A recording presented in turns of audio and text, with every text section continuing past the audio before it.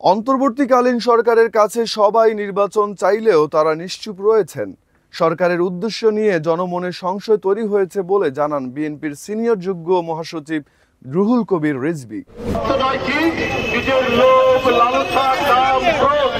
সবকে ধ্বংস করে আগে নিজেকে জয় করো, কত বড় কথা।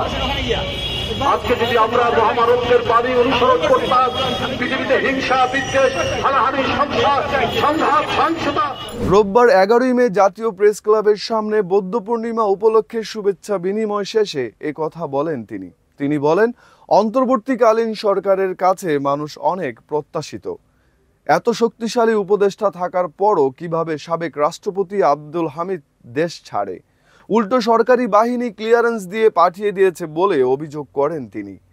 এছাড়াও সাতক্ষীরা সহ নানা সীমান্তে পুশ ইন করাচ্ছে ভারত, কিন্তু সরকার এই বিষয়ে নীরব ভূমিকা পালন করছে বলে দাবি করেছেন তিনি।